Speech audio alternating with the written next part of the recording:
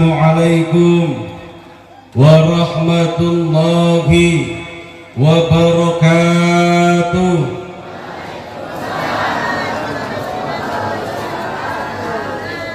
Mudah-mudahan yang jawab salam rizkinya barokah, yang punya kebun hasil panennya melimpah ruah, anak-anaknya dijadikan anak yang solih dan solihah, keluarganya dijadikan keluarga yang sakinah, yang jomblo-jomblo mudah-mudahan cepat nikah. Ini yang paling kenceng apa di belakang aku yang bilang amin. Dan yang sudah nikah mudah-mudahan istrinya nambah. Bentar. Ibu yang di belakang nesu mau lempar kursi. Maksudnya istrine nambah solihah, nambah taat beribadah, sehingga nanti bisa diajak ziarah ke Mekah Madinah. Nah gitu, masih koma tadi Bu, belum titik. Ada yang mau lempar kursi, ada yang mau lempar sandal. Kenapa ndak katik yang lempar rambutan? Sini masih kosong rambutannya.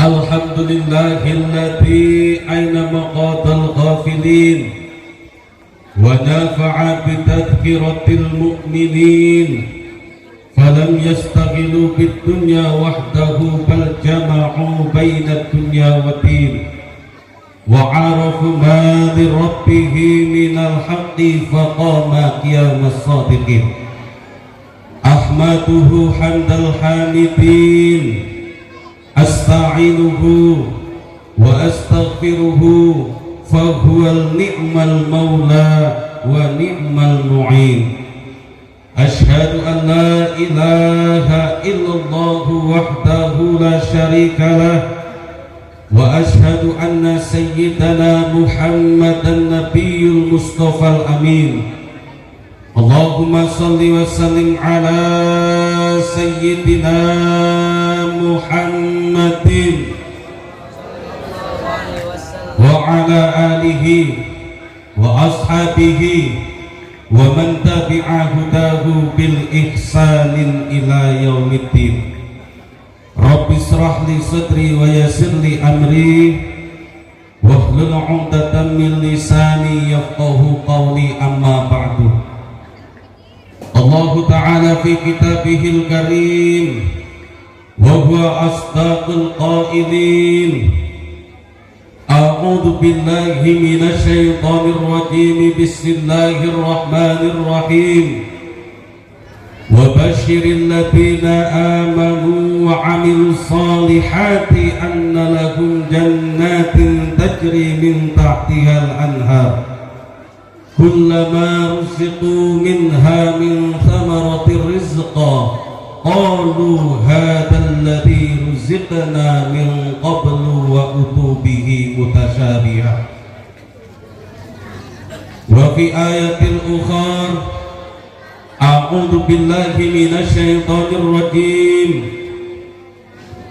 Yarfa'illahu alladziina aamanu minkum walladziina utul 'ilma darajat wallahu bima ta'maluna khabir. Shadaqallahul 'adzim.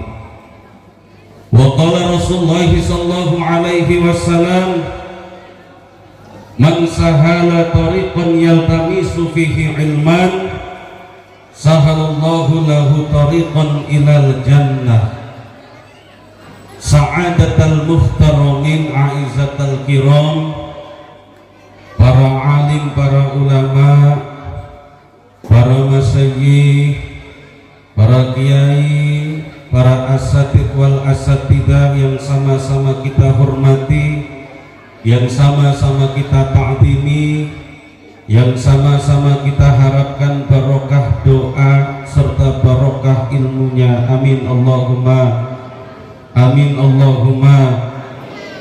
Wabil akhos panjenenganipun al mukarram wal muhtaram Romo Yai Misbahul Arifin, pimpinan Pondok Pesantren Ari Ayah.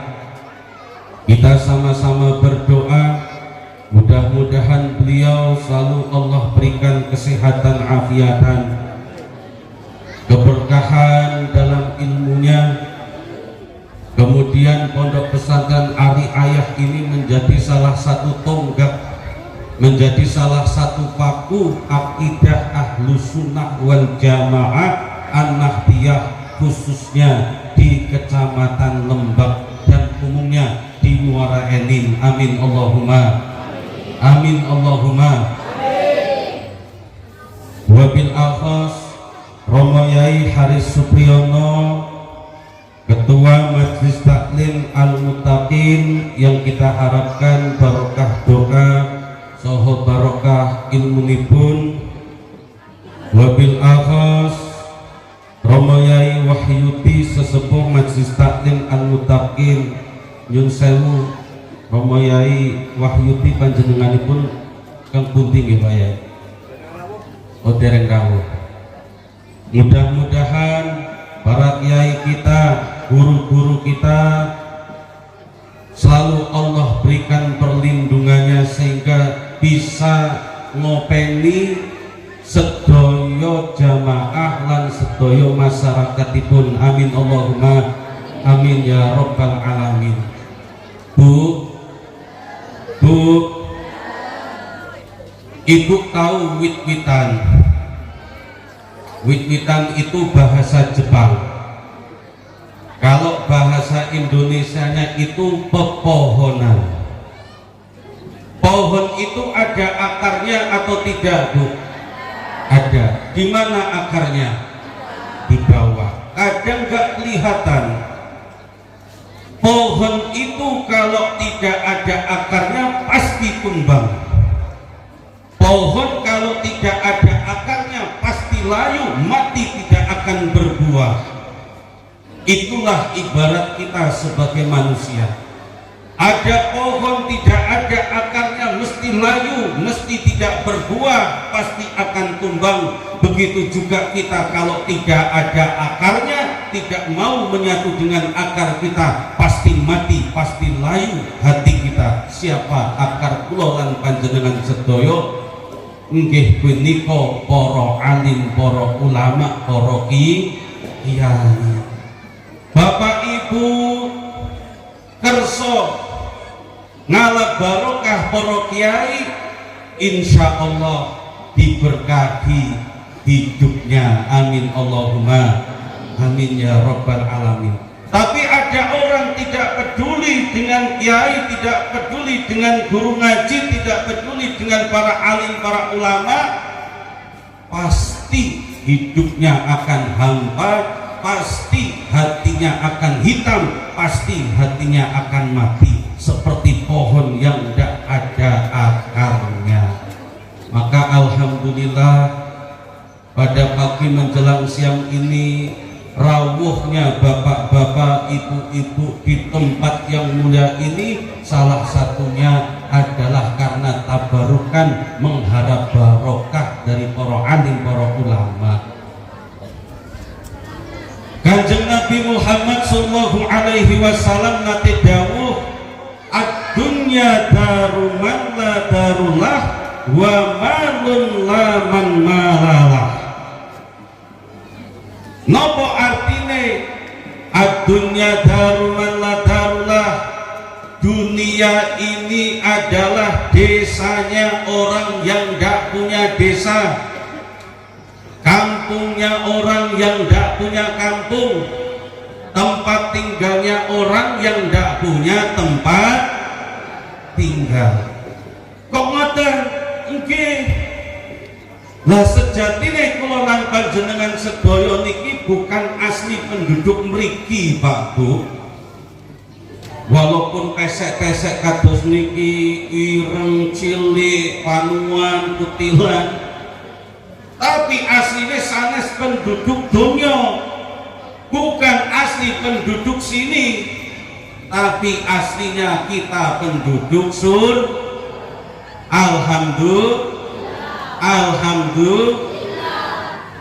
Lho kula lan panjenengan niki kan asline penduduk swarga.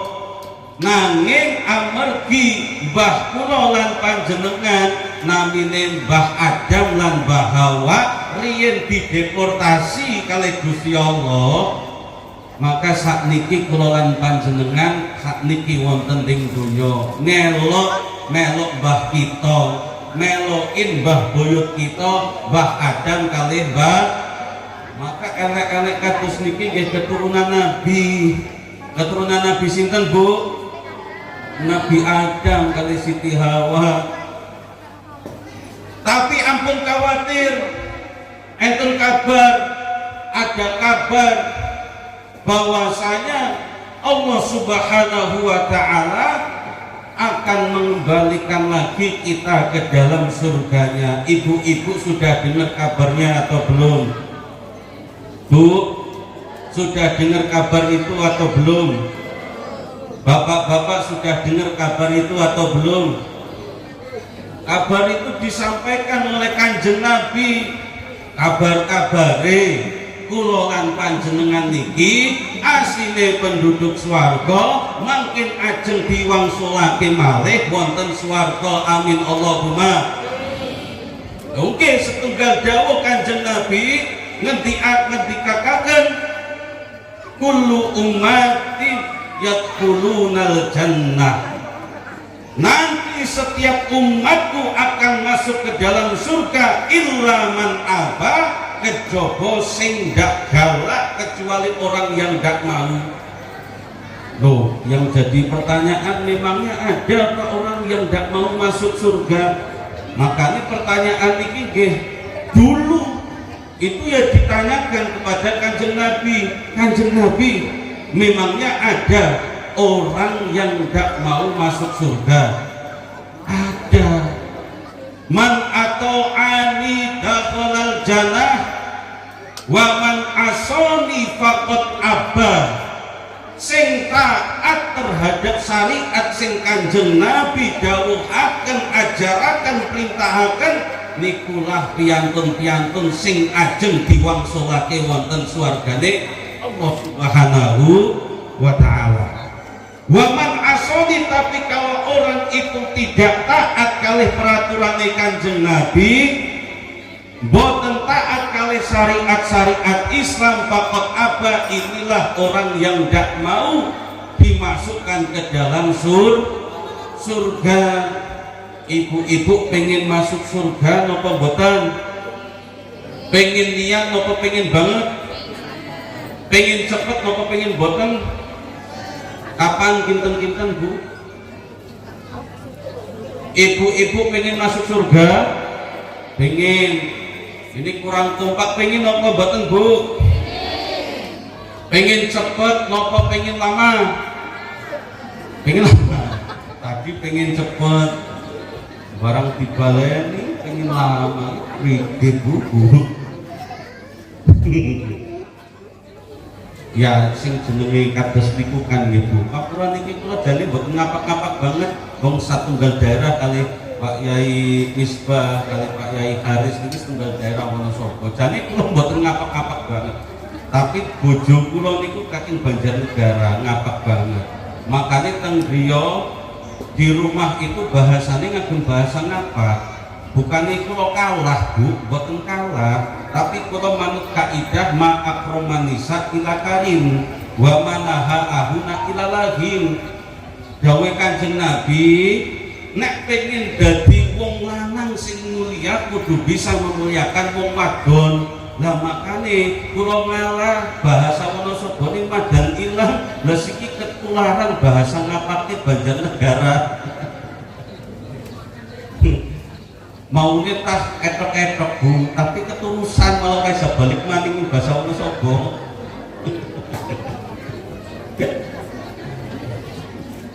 Bapak Ibu rahimakumullah, maka hakikatnya kula lan panjenengan sedaya niki asline bukan penduduk donya niki, namun penduduk swarga. Makanya mudah-mudahan yang hadir pada kesempatan kali ini benar-benar nanti Allah masukkan ke dalam surganya. Amin Allahumma. Nah, masalah masuknya kapan jadi pertanyaan, tergantung enten sing cepet, enten sing dangu. Ada yang cepat, ada yang lama, tergantung seberapa kotor kita. Kan kados pakaian, bapak ibu punya pakaian itu dipakai nato, dipakai ke kebun, dipakai untuk olahraga, main bola, dipakai untuk ngaji. Kira-kira kalau mencuci pakaian yang dipakai main bola di lumpur sama yang dipakai untuk datang ke pengajian, beda nopo sama bu? Beda. Kalau yang banyak lumpurnya ya diinjek-injek, digeprek-geprek, disikat, dibanting-banting, baru nanti dirembang. Itu pun dijemur biar kering. Mau dimasukkan lemari belum, disetrika dulu biar rapi, dilipat dulu, kalau baru itu masuk ke dalam lemari. Begitu juga kita, tergantung dosanya. Yang kotor kayak main lumpur ya digeprek-geprek dingin, ya disetrika dingin, yang dikapak-kapak, dibanting-banting dan digebukin dingin. Tapi sing biasa ikut jamaah pemausan al-mutakin, resik atine, mudah cepet masuk ke lemari, masuk ke surgane Allah Subhanahu wa ta'ala. Amin Allahumma. Amin Allahumma. Amin ya rabbal alamin. Wa man malalah, dan dunia ini adalah hartanya orang yang tidak punya harta. Jabatan hakikatnya titipan. Harta yang kita miliki, rumah yang kita huni, kebun sing di rumah, niku hakikatnya bukan harta kita tapi gantian. Bapak ibu cuma menggantikan saja, dunia ini tempat gantian. Bapak ibu ada saat ini karena menggantikan orang yang dulu, yang sekarang sudah tidak ada, digantikan oleh kulolan panjenengan saat ini yang ada. Kulolan panjenengan nanti juga akan digantikan oleh siapa? Anak cucu kita yang sekarang masih bayi, yang sekarang bahkan belum ada, akan menggantikan kita hidup di dunia ini. Makanya dunia ini tempatnya gantian, semua cuma gantian Pak Bu. Rumah ya gantian, sekarang bapak bangun rumah, nanti digantikan oleh anak yang nempati. Sekarang bapak ibu ngurus kebun, nanti akan digantikan anaknya yang ngurus kebun. Begitu juga para pejabat, dulu menjabat, sekarang digantikan penjabat yang baru. Yang sekarang baru nanti juga akan digantikan yang lebih baru. Makanya dunia ini tempatnya gantian. Bahkan di onten ada yang istri juga gantian. Nah mungkin istri ada yang gantian, ganteni kancane dewek, kancane innalillahi diganteni mari tanggane.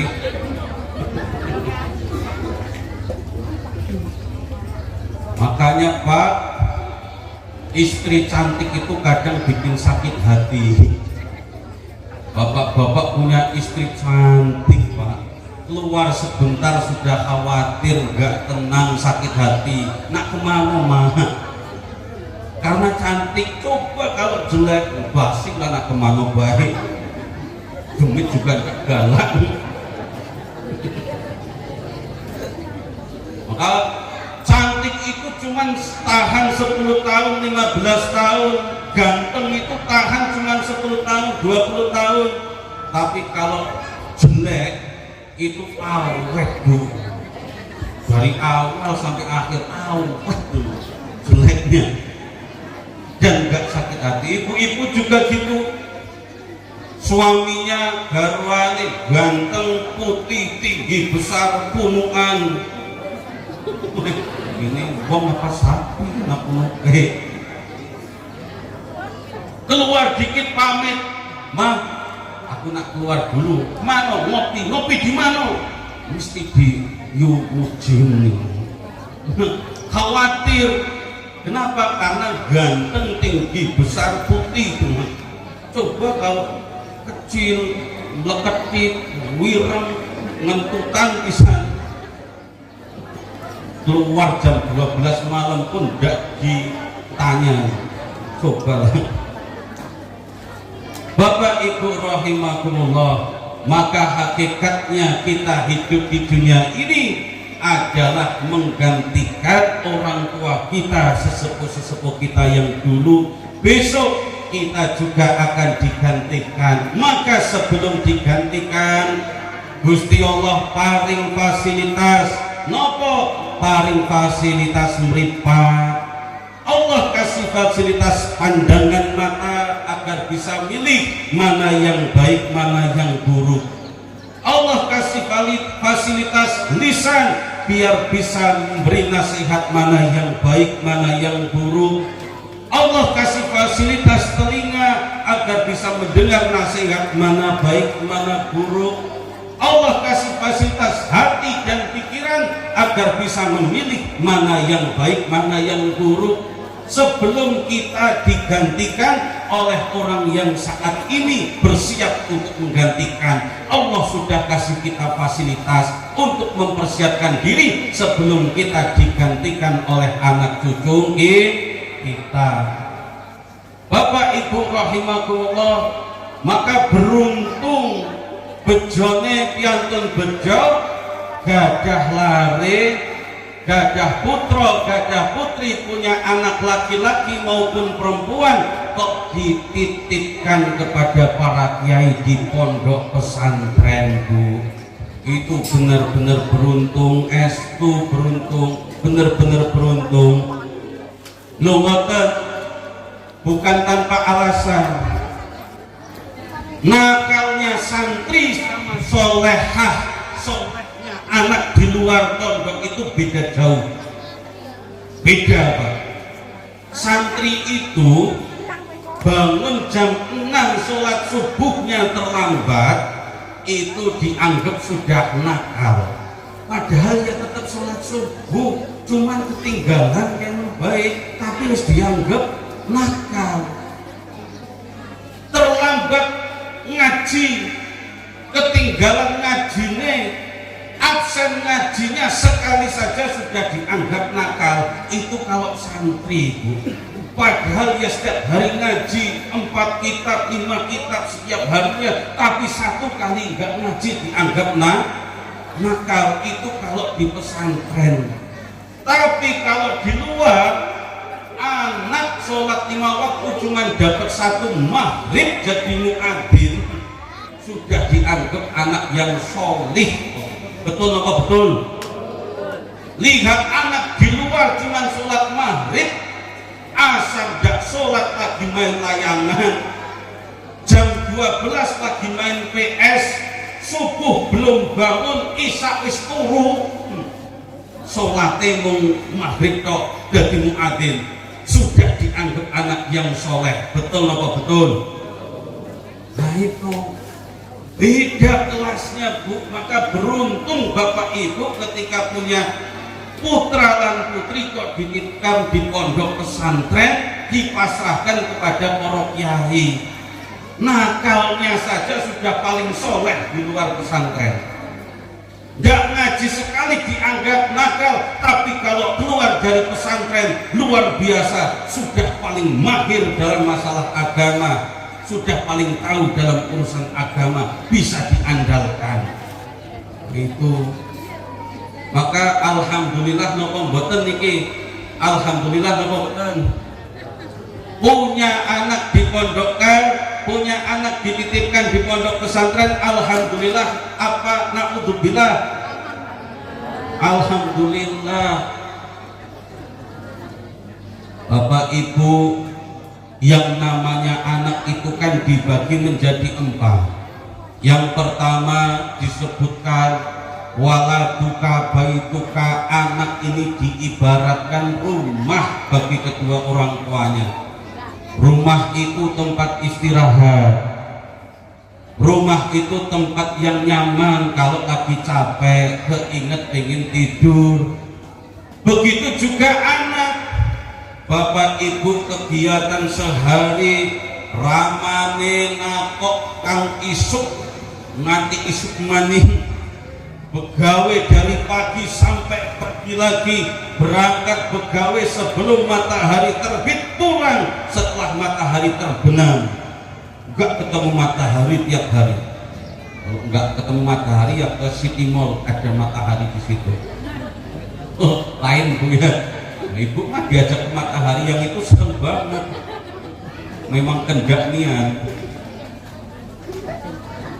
Pulang begawe gak ketemu matahari, capek, letih, lunglai. Tapi ketika masuk rumah anaknya tersenyum, sehat lagi main. Bapak-bapak lelahnya itu hilang apa tambah lelah Pak? Hilang lelahnya, capeknya hilang. Ibu-ibu ngurus rumah, nyuci, nyiapin sarapan, ngepel, nyetrika, apa maning Bu? Nyorapal lu bakal nyambut gawe angguran piye payah. Padahal pekerjaan yang begitu banyak yang dilakukan seorang ibu sampai gak kelihatan saking banyaknya, karena gak selesai dari pagi sampai pagi lagi yo anak gawean terus. Makanya di majelis yang sebelah sana tempat saya itu, kalau ibu-ibu majelisan itu kan biasanya sholawatan dulu Bu. Sholawatan dulu. Kadang ibu-ibu ini kalau diajak majelisan kan agak susah. Kalau di sana itu ya sholawatannya sampai macam-macam, sampai ganti lirik, sampai ganti sholawat, gak ada yang datang sholatullah salamullah, dilihat ke belakang rauh sing teko, dilanjut ala toha rasulillah, alhamdulillah ana sing teka siji tahiyatul masjid.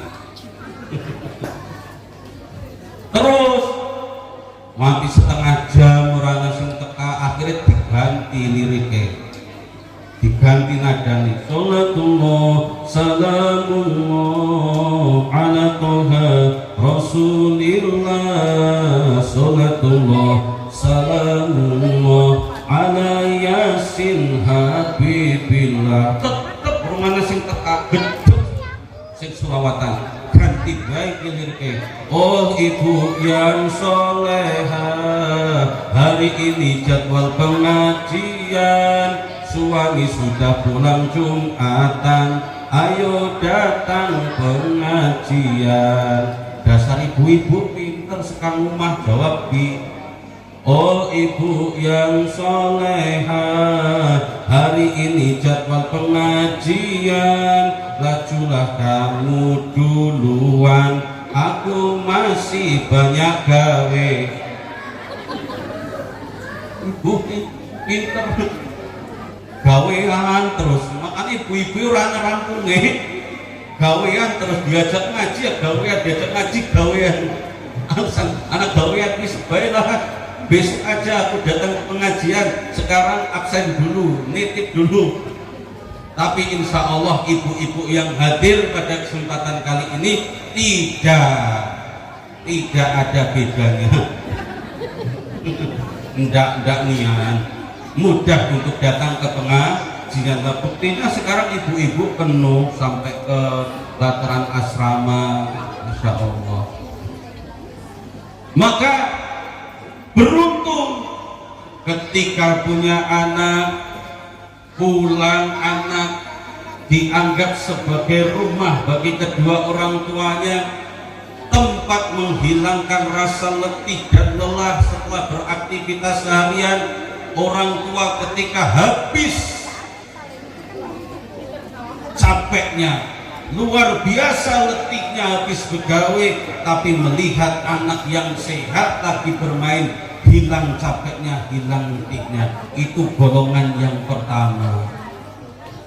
Golongan yang kedua, waladuka sahibuka, anak itu bisa masuk golongan sebagai kawan, teman bagi kedua orang tuanya.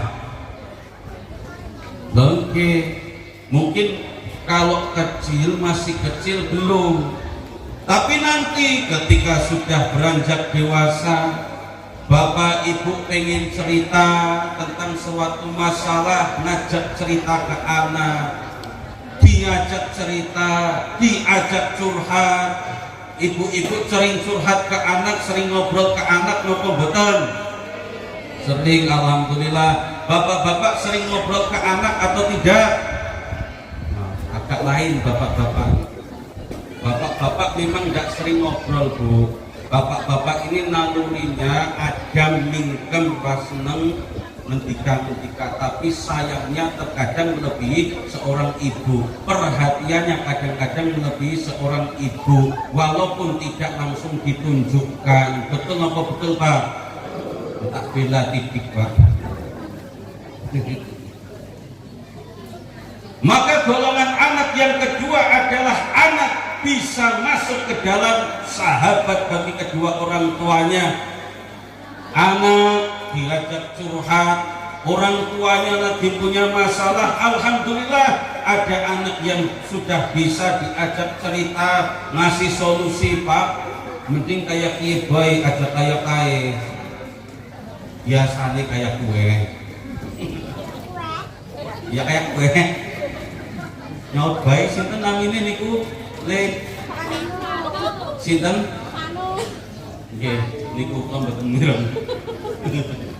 Mugi-mugi dados lare ingkang ngangkat derajat tiyang sepa donya lan akhirat. Amin Allahumma amin ya rabbal alamin. Nggih mboten napa-napa, lare niku memang belum saatnya untuk serius ngaji. Diajak ngaji yang masih keluyuran sana sini. Makanya kalau bapak ibu ngajak anak ngaji itu siap-siap bawa uang yang banyak, jajan. Nanti nek kan istiqomah kan nopo anteng ngaji nggih dereng saged. Weruh lendungan ngaco-ngaco, lo bakso nangis, weruh bakso bakar, kemana iki subuh-bulan akeh. Bapak ibu rahimakumullah, golongan anak yang ketiga masuk di dalam golongan waladuka khodimuka. Anak ini bisa bantu orang tuanya, entah itu bantu perkara dunia atau bantu masalah akhirat. Yang masalah dunia gampang, ibu-ibu lagi nyambel terasi, uzae kurang, uyae kurang, habis nyuruh anak, ibu tolong belikan uzah. Uyah itu bahasa Inggrisnya apa? Garam. Belikan garam, ibu mau masak, garamnya habis ini. Loh, bisa bantu pekerjaan kedua orang tuanya. Bapak-bapak sing sese nopo, Pak? Merke nopo? Kok sing apa malah ibu-ibu nih? Sering dititipi ibu nggih. Sering dititipi ibu, nitipi rokok. Merke apa? Jisamsu. Sese telas, rokok telas, kongkonan nih. No, bapak tumbasake rokok nang warung. Enten jujure mboten Pak, anake jujure pira 1000 lah 1000 trok. Bisa bantu pekerjaan orang tua sederhana. Urusan dunia bisa dibantu oleh anak. Syukur-syukur anak masuk di dalam anak yang terkategori bisa mengangkat derajat orang tua, bantu mulianya orang tua nanti di akhirat. Amin Allahumma. Nanti di akhirat ada golongan orang tua sing malim, orang tua sing rajin majlisan, orang tua sing rajin istiqomah jamaah di masjid, tapi nggak peduli dengan pendidikan agama anaknya. Bisa sholat ya monggo, ngaji ya monggo, nggak sholat ya terserah. gak dititipkan ke ustadz ataupun ustadzah, tidak dititipkan di pondok pesantren, bisa ngaji ya monggo, gak bisa ngaji ya terserah. Sing penting aku ibadah, sing penting aku rajin sholat, sing penting aku puasa Senin Kamis, sing penting aku sedekah, sing penting aku tahlilan, manakiban, berjanjinan, hadir terus. Anak yang terserah harus main motor kayak arep balapan karung kayak arep tarik tambang, terserah. Sing penting yang rajin majlisan. Ada orang seperti itu nanti di akhirat ketika akan dimasukkan ke dalam surga, anaknya di bawah di neraka karena gak pernah sholat, gak kenal dengan toharoh, kenal dengan najis, gak bisa wudhu, akan mengatakan, ya Rabb Gusti Allah, kula mboten ridho, saya tidak rela jika engkau masukkan kedua orang tua hamba yang rajin sholat itu ke dalam surga. Kenapa? Karena aku ke dalam neraka ini akibat kedua orang tuaku gak peduli dengan pendidikan agamaku. Aku diterserahkan waktu di dunia bisa ngaji yang gak dididik,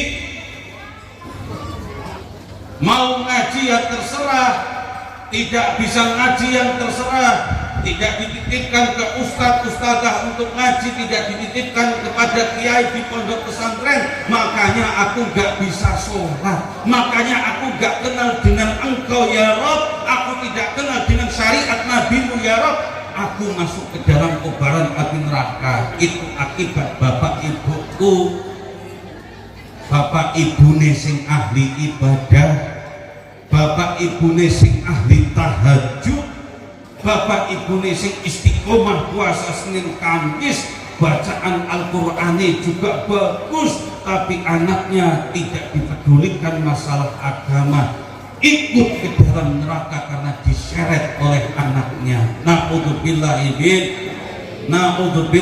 min.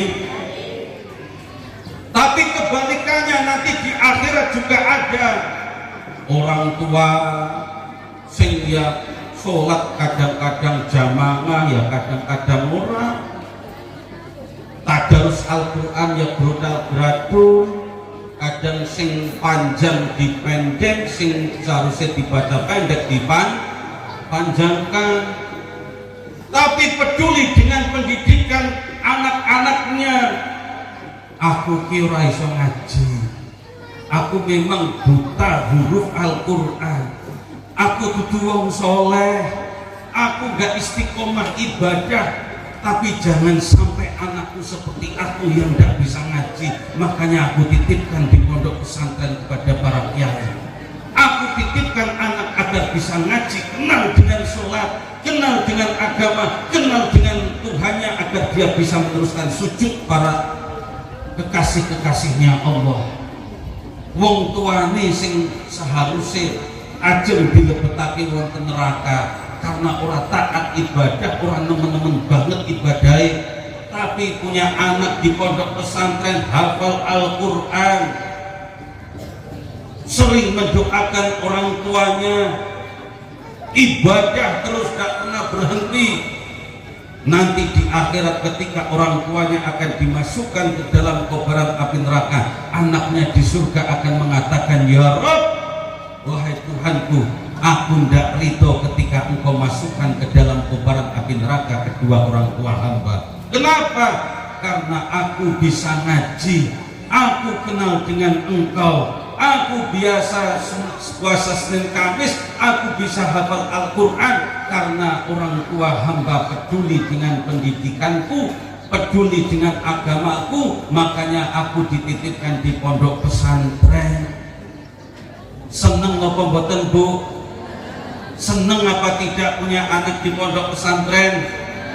Bisa mengangkat derajat orang tuanya tidak hanya di dunia, tapi nanti di tempat yang kekal di akhirat. Orang tua bisa diangkat karena orang tua peduli dengan pendidikan anak putra maupun putrinya. Maka alhamdulillah dititipkan di tempat ustadz suruh ngaji. Ya kalau enten bahasane santri kalau gak tidur di pondok ya sebisa mungkin gak jangan sampai anak ini tidak kenal nian dengan sholat, tidak kenal nian dengan mendoakan orang tua, tidak kenal nian dengan adab. Inilah yang diajarkan di pondok-pondok pesantren. Maka golongan yang ketiga inilah yang kita harapkan anak kita, anak putra lan putri wayah panjenengan sedaya didatosaken kalih Gusti Allah dados putra putri ingkang saged ngangkat derajat yang sebaik dunia maupun akhirate. Amin Allahumma amin Allahumma amin ya rabbal alamin. Golongan yang keempat, waladuka aduwuka, anak ini bisa jadi musuh bagi kedua orang tuanya. Ibu-ibu punya HP apa tidak? Bapak-bapak punya HP apa tidak? Punya HP, semua sudah punya, zamannya HP. Banyak sekarang ini, akhir-akhir ini kita lihat di media sosial, di berita-berita, di HP, anak itu bisa jadi musuh kedua orang tuanya. Orang tuanya yang mendidiknya, yang mengasuhnya, yang menghidupinya dari bayi, dari orok. Tapi ketika anaknya sudah bekerja, anaknya sudah sukses, justru jadi musuh bagi kedua orang tuanya. Gara-gara apa? Banyak contohnya. Gara-gara rumah, gara-gara warisan, gara-gara benda dunia, rebutan, bahkan rela memenjarakan kedua orang tuanya, rela dan berani, na'udzubillahi min, tidak tanggung-tanggung, na'udzubillah min dalik. Banyak anak yang Masya Allah luar biasa jahilnya dan luar biasa laknatnya. Anak kok sampai membunuh orang tuanya, gara-gara apa? Gara-gara harta, gara-gara benda yang ingin dia miliki. Betul apa betul? Banyak anak jadi musuh kedua orang tuanya, tidak berbakti, malah justru orang tuanya ditelantarkan, dititipkan di panti jompo, tidak diurusi. Banyak, karena memang golongan anak ada yang seperti itu. Anak ada yang masuk ke dalam golongan waladuka aduwuka, anak akan jadi musuh kita semua. Dan yang terakhir inilah yang tidak ingin kita masuk di dalam golongan tersebut, dan anak cucu kita juga jangan sampai masuk ke dalam golongan tersebut. Amin Allahumma amin Allahumma amin ya rabbal alamin. Ini kalau riyen nate angsal cerita, saya dulu pernah dapat cerita dari Gus Maksum, Abdullah Maksum. Lalu derekaken beliau yang baik selama 40 tahun. Dulu saya jadi supirnya Pak Abdullah Maksum, pimpinan Pondok Pesantren Arituan Wonosobo. Jadi saya ini dulu punya KTA, kartu anggota, namanya SPK. Nopo itu supir penderek kiai. Jadi dulu selama 4 tahun saya pernah ngalap barokah dengan beliau. Keberkahan diamanai untuk derekaken beliau di dalam kegiatan-kegiatan beliau. SPK, supir penderek kiai. Wah, itu ada grupnya, Pak. Ada grup se-Indonesia. Di Facebook ada grup SPK, di WK juga ada grupnya, grup WK SPK. Jadi alhamdulillah sampai di Prabu Mulih pun saya tetap masih jadi SPK. Mana-mana acara Nahdlatul Ulama, acara NU, kami disuruh untuk nyupiri Pak Yai Khairon dan Pak Yai Miftah, Isuriah BCNU Prabu Mulih dan Tan Fidiyah BCNU Prabu Mulih. Jadi memang berarti barokahnya yang SPK ini, Pak.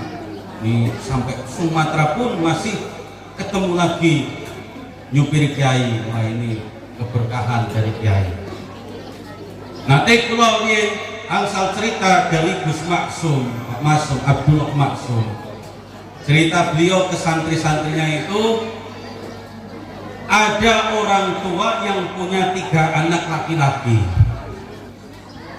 Yang pertama diberi nama Waras,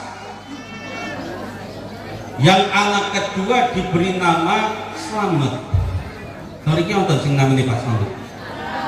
Nggih, alhamdulillah iki pas nian berarti. Pak Waras wonten. Wonten ugi. Waduh niki gawat niki kula wangsule aman mboten niki. Sing nomor 3 niku dijenengi Untung. Nah, jadi 3 anak ini anak laki-laki. Anak pertama diberi nama Waras, anak kedua diberi nama Slamet, anak ketiga diberi nama Untung. Nah, ini namun cerita mawon Pak. Mungkin Pak Slamet tersinggung baling dingin. Jadi suatu ketika ramane ngumpul anak-anakku ini pada ngumpul ditangleti kali ramane. Ye Waras, kowe nek gede jadi apa? Kamu kalau besar mau jadi apa? Cita-citamu jadi apa? Pak, aku nanti kalau besar pengen jadi dokter.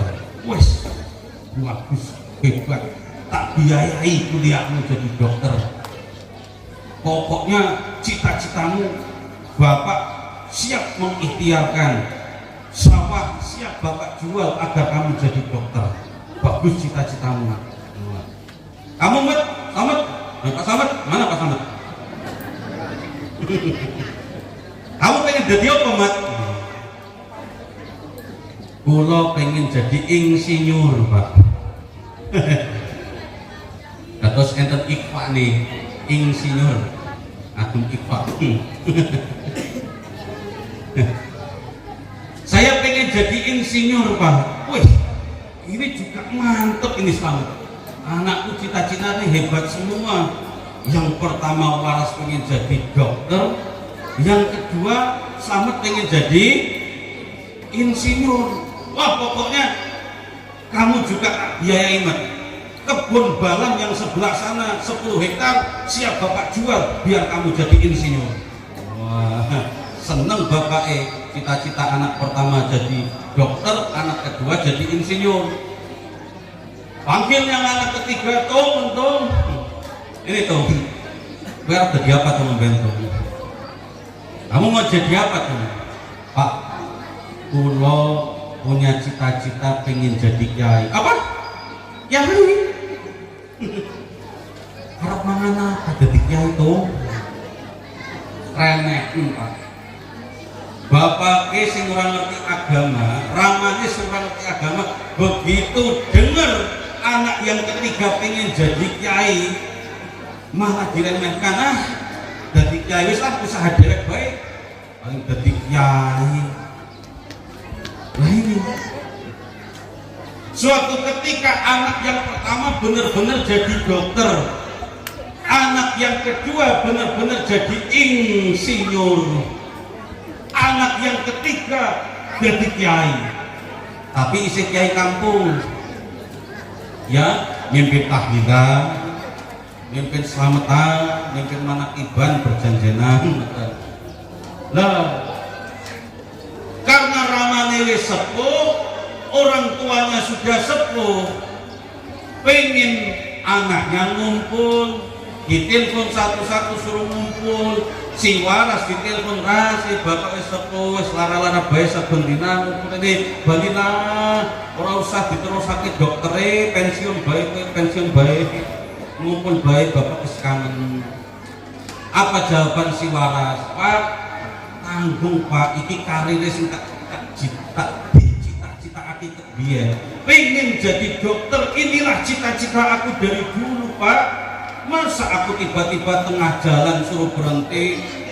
Bapak pengen apa? Tak kirim dari sini, dari Jakarta tak kirim Pak. Pengen apa? Pengen jalan-jalan kemana? Tak biayai Pak. Bapak orang ora pengen jalan-jalan, ora pengen tukok ngapa-apa. Sing bapak pengen kowe rene dan bali bebek pengen bapak pengen ketemu. Wah, mboten sakit Pak, ngapunten, nggak bisa Pak. Sekarang saya masih sibuk begawe, apalagi pasiennya sudah banyak.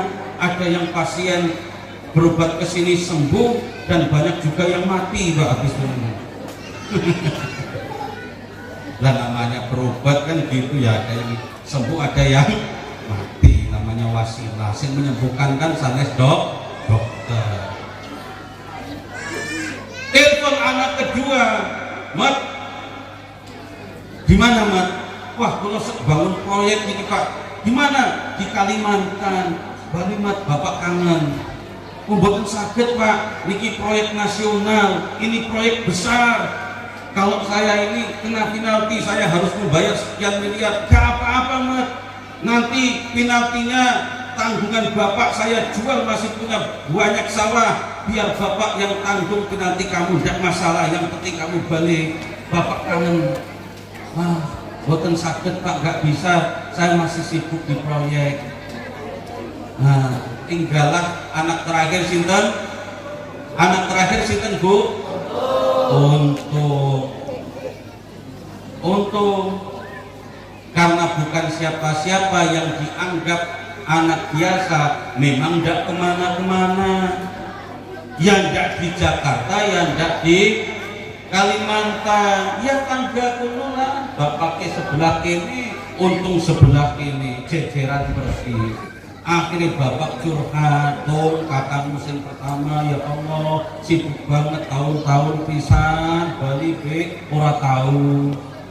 Kakak musim nomor loro pada baik, proyeknya akeh banget, ora tahu bali. Untung kepriwe ki bapak kangen karo kakang-kakangmu, padahal bapaknya selara-lara baik pengen ngumpul.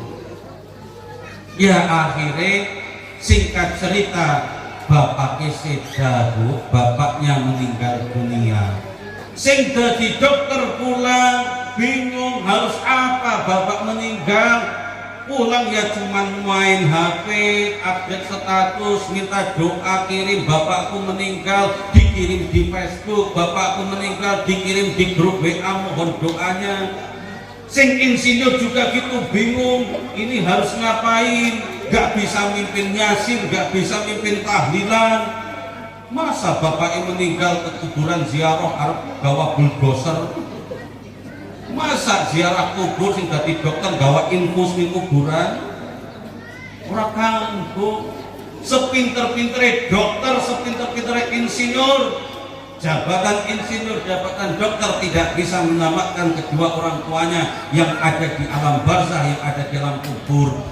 Anaknya yang dokter bawa ke kuburan, bingung apa ini yang harus dibaca, bingung karena selama ini tidak ngaji, cuman fokus pengen jadi dokter. Yang jadi insinyur juga ke makam, cuman ngelus-ngelus makam. Pak sabar ya Pak, lah kan sabar sih kepriwe. Si selamat gitu, makanya si untung kemudian yang bisa menyelamatkan orang tuanya yang selama ini diremehkan, yang selama ini tidak dianggap, ternyata anak terakhir inilah yang bisa menyelamatkan orang tuanya. Maka Bapak Ibu monggo, anak mau jadi dokter tidak masalah, anak jadi insinyur juga tidak masalah, tapi jangan pernah tinggalkan anak untuk dibekali dalam urusan agama, karena agamalah inilah yang akan menyelamatkan Bapak Ibu. Anak inilah yang akan jadi wasilah penyelamat Bapak Ibu. Pengen jadi guru ya monggo, pengen jadi insinyur ya monggo, pengen jadi apapun monggo, tapi bekali anak dengan ilmu agama. Nyun sewu niki Pak Yai, kula wonten mriki ngantos jam pinten Yai Haris? Niki sampun jam pinten Bu? Oke. Dosen niki ibu-ibu pun kata sing slonjoran. Nah, dosen kula ngaos niki tandane ken Berhenti itu bukan namanya jam, bukan sejam, bukan 2 jam. Tapi kalau saya lihat dari depan sudah mulai banyak yang selonjoran. Saya kasih syarat yang selonjoran ini 4. Kalau ada 4 yang selonjoran maka saya tutup. Shadaqallahul adzim. Nah, saya lihat dari sini ini sudah ada 3,5. Yang satunya mau selonjoran gini, karena saya ngomong gitu ditarik lagi 1, makanya jadi 3,5. Kalau sampai yang setengah ini langsung dua-duanya maka saya shadaqallahul adzim. Nah, Bapak Ibu rahimakumullah, luar biasanya juga ibu-ibu hadir di dalam majelis seperti ini. Berkah tempatnya, dapat berkah dari tempatnya pondok pesantren, dapat berkahnya dari para guru-guru kita, para alim, para ulama, para kiai. Senajan Bapak Ibu di sini juga gak paham dengan apa yang disampaikan, man jalasa majlisan, barang siapa yang duduk di dalam majlis walau sa'ah, walaupun hanya sesaat, khairum min alfi raka'atin, itu lebih mulia daripada 1000 rakaat sholat sun. Ibu-ibu sudah pernah sholat 1000 rakaat sholat sunnah atau belum? Belum. Padahal sholat sunnah 1000 rakaat itu berat atau ringan? Berat. Dan beratnya sholat 1000 rakaat sholat sunnah kalah mulianya, kalah baiknya dengan ibu-ibu, bapak-bapak mau hadir di dalam majelis ilmu seperti ini. Walaupun tidak paham, sampai rumah ditanya sama cucunya, Nek, tadi ceramahnya tentang apa? Tidak ngerti. Tidak paham, tetap dapat kemuliaan sholat sunnah 1000 rakaat. Walaupun tidak paham, walaupun tidur juga tetap dapat kemuliaan sholat 1000 rakaat sholat sunnah, asalkan tidurnya masih duduk, asalnya tidurnya masih di dalam majlis. Tapi kalau tidurnya sudah guling-guling, sudah rebahan pakai bantal guling selimutan, nah ini malah ditendang baik juga, suruh kon ngaji malah selimutan. Maka betapa mulianya orang di hadapan Allah yang rela meninggalkan enak istirahat di rumah, enaknya nonton TV di rumah, enaknya bercengkrama bersama keluarga di rumah, untuk jauh-jauh ke sini. Ada yang jalan kaki, ada yang pakai motor, ada yang pakai mobil, ada yang payungan, ada yang nggak pakai payung. Untuk apa? Hurmat aflah akhirus sanah pengaosan. Maka insya Allah duduknya bapak-bapak, ibu-ibu pada kesempatan kali ini Allah muliakan lebih baik, lebih mulia daripada sholat 1000 rakaat sholat sunnah. Amin Allahumma, amin Allahumma. Padahal ibu-ibu sholat sunnah paling banyak dalam satu waktu itu sholat apa, Bu? Taraweh. Tuh, nanti bentar lagi puasa itu ada sholat sunnah yang namanya sholat taraweh. Taraweh itu berapa rakaat, Bu, biasanya ibu-ibu? 23. Alhamdulillah isi NU ini kalau wedhos wis ngono. Jawabannya 23. Alhamdulillah NU banget iki. Karena anak senang anak NU kortingan. Iya. NU unutan pikiran anak ibuan giliran terawih pun harus dikorting, jaluk dikorting. Nah kadang gitu 20, 23 sama witir aja ada yang ditawar minta 8, 11 sama witir, 11 sama witir aja masih nawar. Pengennya yang imamnya cepet. Kalau imamnya bagus bacaannya, tartilnya bagus kayak Ustadz Aep, mesti dibenci sama jamaah. Betul nggak betul? Kalau musim taraweh ada imam bacaannya bagus kayak Ustadz Aep, itu mesti dibenci sama jamaah. Baru Bismillahirrahmanirrahim. Ibu-ibu di belakang ngamuk miskin. Ngapa bukan ustadz yang kemarin mungkin? Kalau ustadz yang kemarin cepet, kalau ustadz ini lama terawihnya, maka dibenci. Ustadz Aib makanya kalau terawih tidak pernah jadi imam. Ya tidak dibenci. Cukup istrinya aja yang benci. Enggak. Istrinya cinta sama Ustadz Aib. Bapak Ibu rahimakumullah. Saya teringat salah satu maqalah dari Sayyidina Umar bin Khattab. Sayyidina Umar bin Khattab pernah dawuh, innallaha katama sittatun bi sittatin.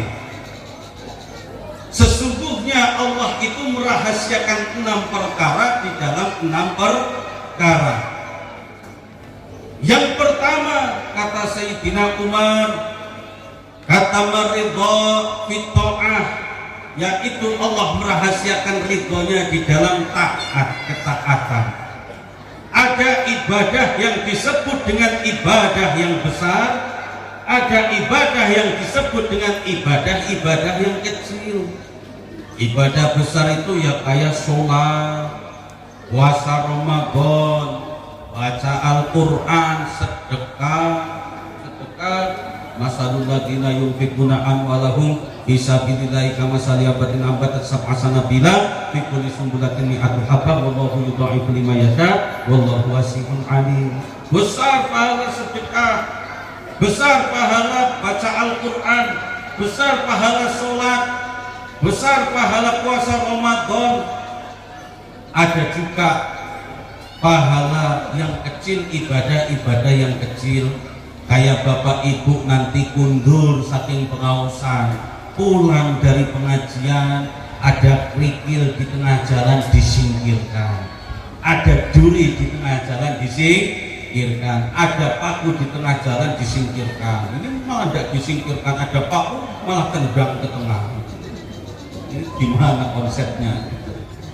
Ibadah-ibadah yang kecil, tapi ingat kata maridho fito'ah, Allah merahasiakan ridhonya di dalam ketaatan. Walaupun kita ahli ibadah yang besar, tahajudin mempeng, sholat gak pernah bohong, puasa Senin Kamis istiqomah, baca Al-Quran juga istiqomah, tapi jangan pernah untuk meremehkan ibadah-ibadah yang kecil. Siapa tahu Allah ridho terhadap kita karena kita tidak menyepelekan ibadah-ibadah yang kecil.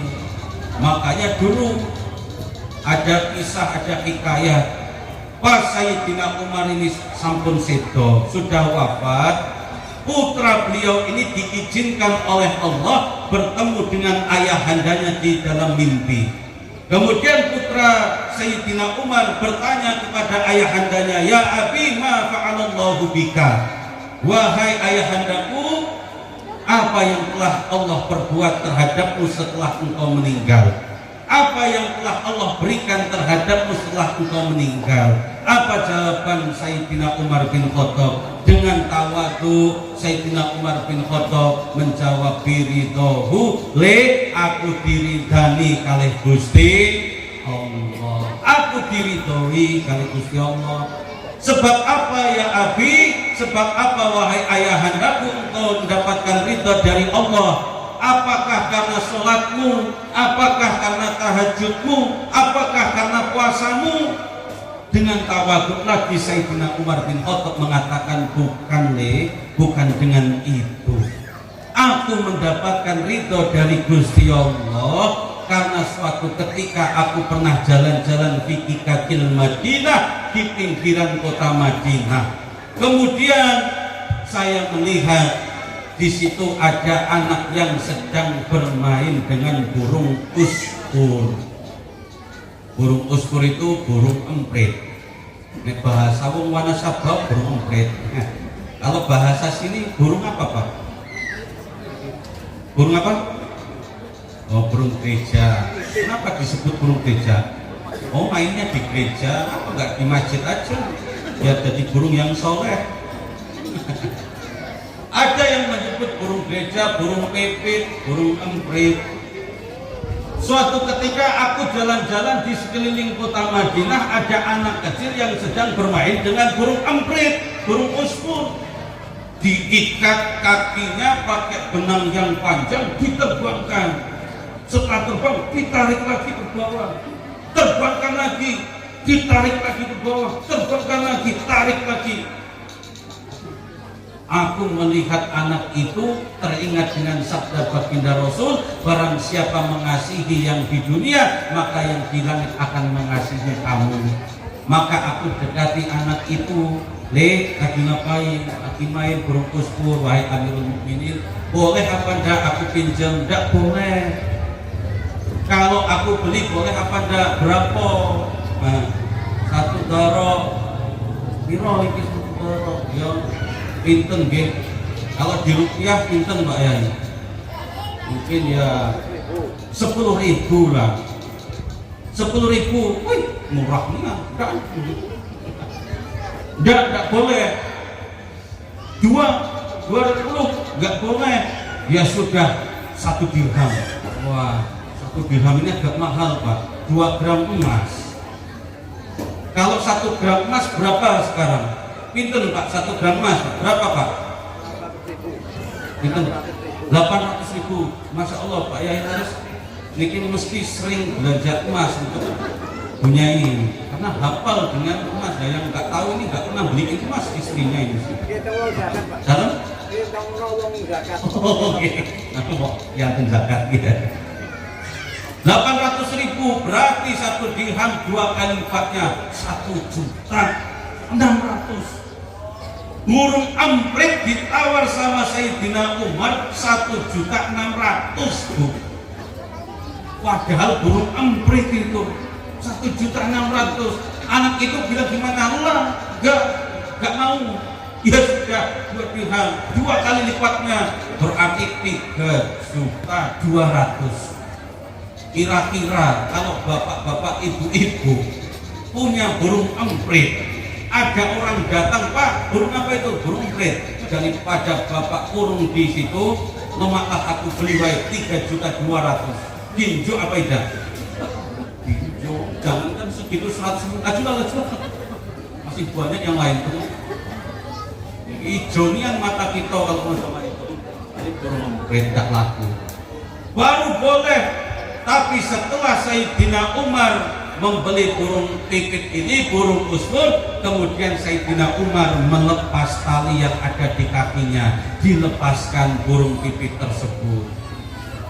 Kemudian dilanjutkan ke cerita kepada anaknya, putra beliau, nak, aku diridhoi kalih Gusti Allah, aku diridani kalih Gusti Allah, itu bukan karena tahajudku, bukan karena sholatku, karena aku pernah melepaskan burung pipit yang sedang dibikin mainan oleh anak kecil. Maka jangan pernah meremehkan ibadah yang kecil.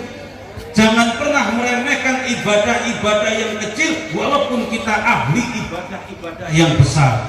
Karena siapa tahu Allah ridho terhadap kita nanti di akhirat, bukan karena ibadah yang besar, justru karena ibadah-ibadah kita yang kecil. Makanya bapak-bapak, kalau pengen diridhoi sama Allah, coba nanti ke pasar Lembak, cari yang jualan burung, ditawar. Berapa ini Pak? Berapa mana? Kalau ini 500.000, kalau ini 1.500.000. Wah enggak, aku tawar boleh enggak? Boleh. Yang 1.500.000 aku tawar 10 juta.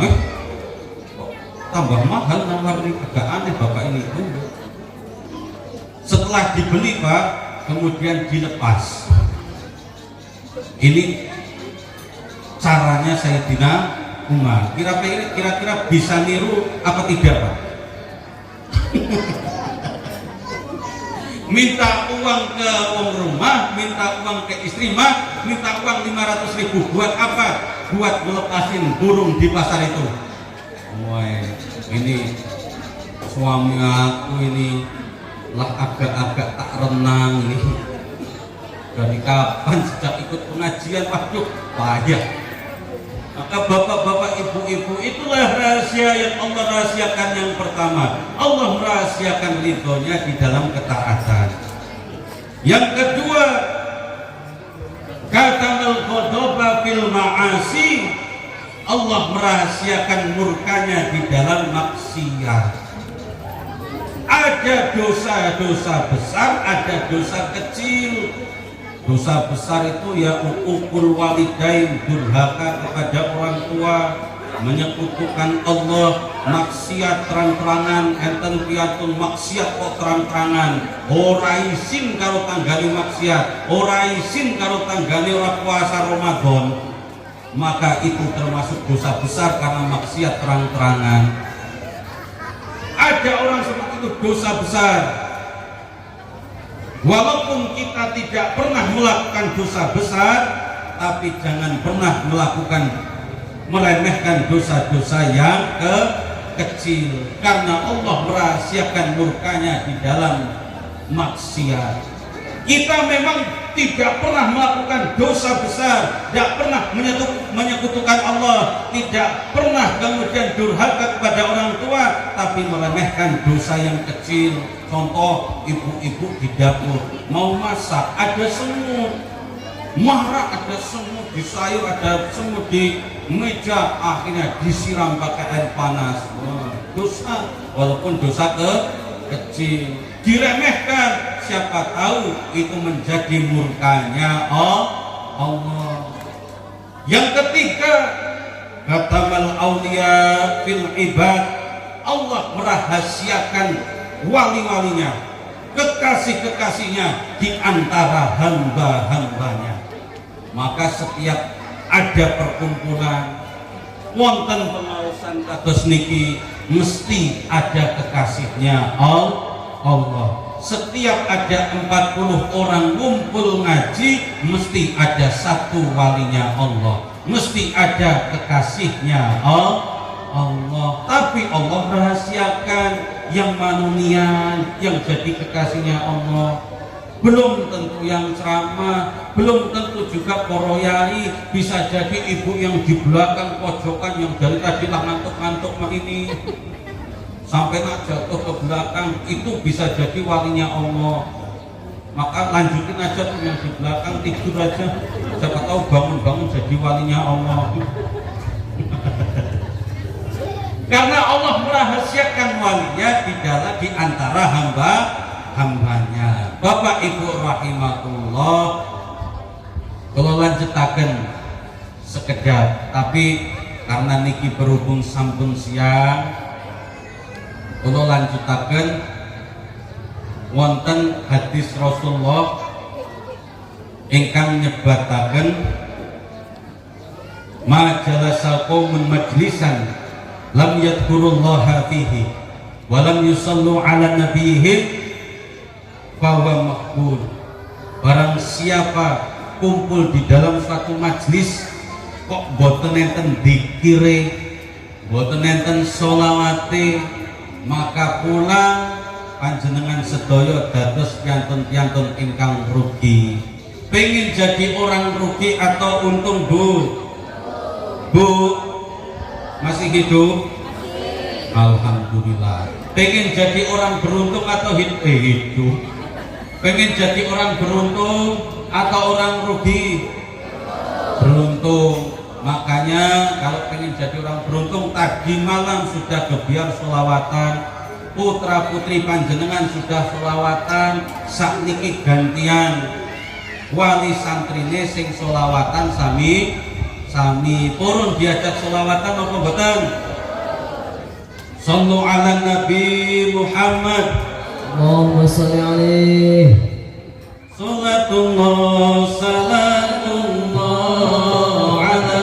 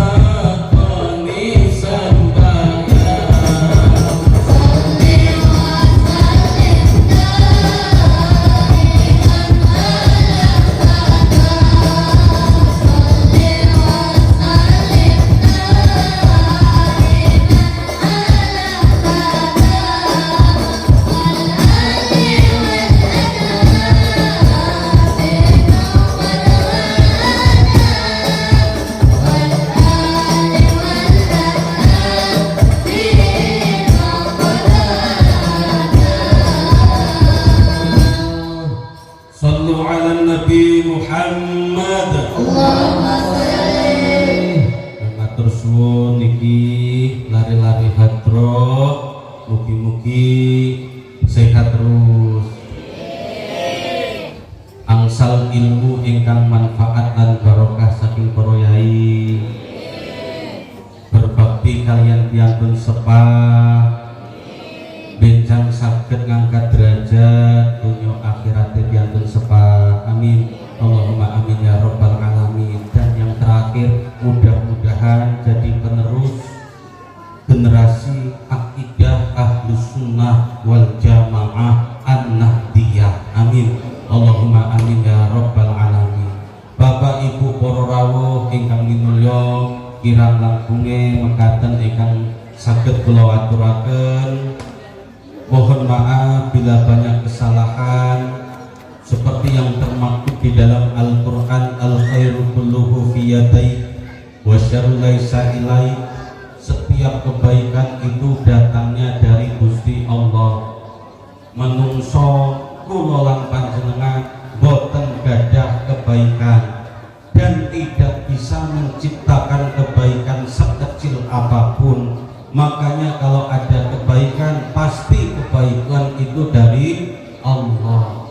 Maka kalau ada kebaikan, mohon diterima dengan baik karena itu dari Allah Subhanahu wa ta'ala.